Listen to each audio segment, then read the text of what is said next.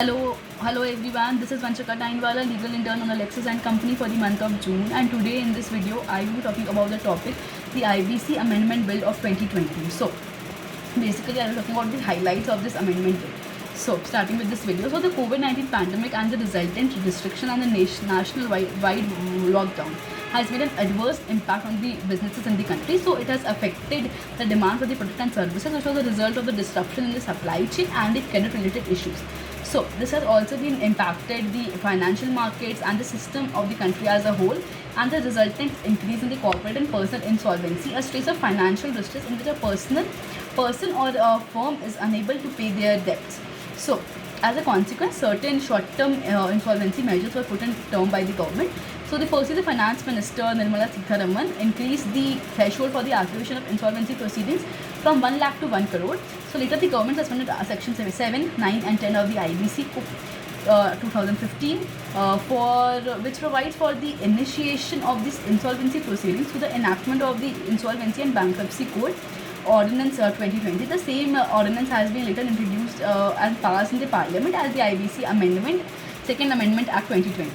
So the IBC 2016 is basically like an umbrella which applies to companies, partnerships, individuals, and provides for insolvency resolution in a time-bound manner. So the code allows the corporate debtor as well as the creditors to initiate an insolvency resolution process. So in this process, it aims to maximize the value of the assets of such persons, promote entrepreneurship, availability of the credit, and the balance of the interest of all the stakeholders. So the main highlights of this amendment is, first, Section 10A is inserted, which suspended the initiation of the corporate insolvency resolution process for a default made by the corporate debtor on or after the date of 25th March 2020. The period for such suspension is 6 months or as notified, not exceeding 1 year from such date.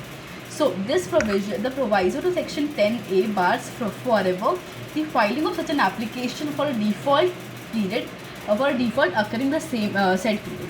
So the Act also amended Section 66 of the IBC and added Clause 3, which barred the filing of an application by the resolution professional in respect of default suspended as per Section 10A.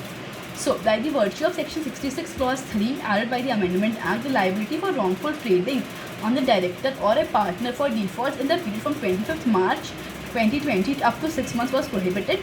The liability occurred where, despite knowing that the insolvency proceedings cannot be avoided, the person did not exercise due diligence in order to minimize the potential loss to the creditors.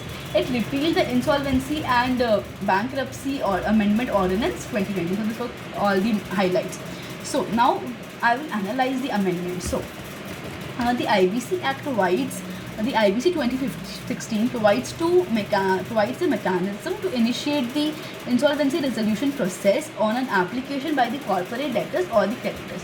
So the Amendment Act bars such insolvency proceedings to be initiated for defaults arising for a period of 6 months arising on and after the 25th of March 2020 by the corporate debtor himself or by the creditors.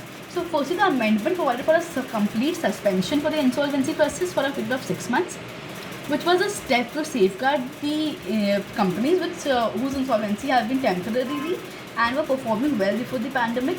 So secondly, the amendment barred even corporate debtors themselves to initiate insolvency proceedings. If the initiations of the corporate debtors proceedings have been permitted, the same would have been allowed him to assess the financials and take the necessary steps in order to maximize the benefits for the company as well as the creditors. So there are some alternative remedies under the provisions of the Companies Act, like under Section 271, the company by special resolution may resolve that the company be wound up by the tribunal. Under Section 230 to 232 of the Companies Act, debt restructuring can be undertaken by forming a scheme of arrangement with the creditors. The third is under Section 59 of the IPC.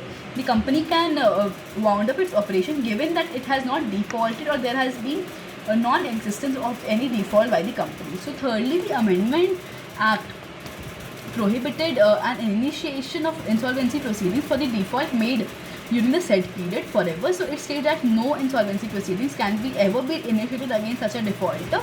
So this brings us to the question that as to what will be the position of the creditors with regards to such defaults, since they will be unable to hold the company liable even after the company is financially sound and it is in position to repay the same. The situation of financial distress would be temporary and there is a possibility that the company would be in a position to repay the debts to the creditor. So a complete bar on the ability of the creditor to recover the debt is difficult to comprehend. So the financial debtor can pursue the remedies such as rearrangement, the scheme of rearrangement under section 230 and other things, and intercreditor agreement in accordance with the RBI circular on prudential framework for resolution of stressed assets, can also file under SARFAESI Act 2002 against the debtor, can also initiate proceedings under the personal guarantors of the corporate debtor. Operational creditors can recover the debt by filing the recovery suit or by way of arbitration proceedings. So these are all the remedies. Thank you for listening. Hope you understood the topic of the insolvency, IBC insolvency and bankruptcy code, the amendment of 2020. Thank you for listening. Have a good day. Thank you.